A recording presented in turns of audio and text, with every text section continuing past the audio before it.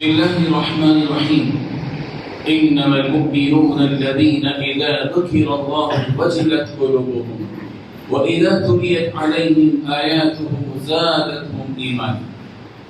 ایمان والوں کی شان اللہ تعالیٰ بیان کر رہے ہیں کہ مومن و مسلمانوں کی شان یہ ہوتی ہے کہ جب ان کے سامنے اللہ کا ذکر کیا جاتا ہے تو ان کے دل لرز جاتے ہیں. اور وَإِذَا تُلِيَتْ عَلَيْهِمْ آيَاتُهُ، اور جب ان کے سامنے قرآن مجید کی آیات کی تلاوت کی جاتی ہے تو زادتہم ایمانا، ان کا ایمان بڑھنے لگتا ہے.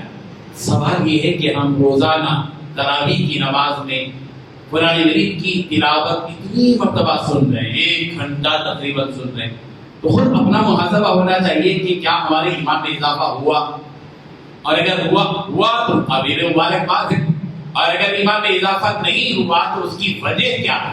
اس کی وجہ یہ ہے کہ جس چیز کی تلاوت کی جا رہی ہے اس کے معنی سے ہم ناواقف ہیں.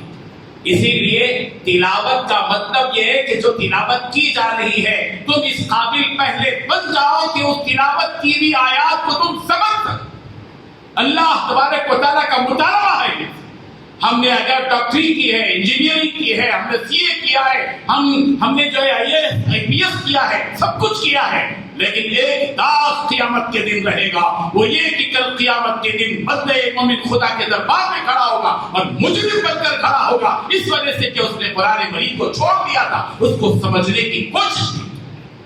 ہم سب کو اپنے آپ پر دیکھنا ہے اور اس رسول کی شکایت کو سامنے رکھنا ہے. نبی اشارہ کر کے کہیں گے اللہ یہی وہ لوگ تھے جنہوں نے اللہ کی کتاب کو چھوڑ دیا تھا، سمجھا نہیں تھا. سمجھنا ہے بزرگوں. میں کتاب کے ساتھ اپنے سارے ساتھیوں سے کہنا چاہتا ہوں کہ مرنے سے پہلے اللہ کی کتاب کو سمجھ کر، اگر یہ سمجھ جائیں گے ہم قرآن مجید کی کتاب کو، یقیناً پھر اس کے بعد ایمان میں اضافہ ہوگا. اللہ ہم سب کو حقیقی معنی میں اس طرح کو سمجھنے کی توفیق عطا فرمائے.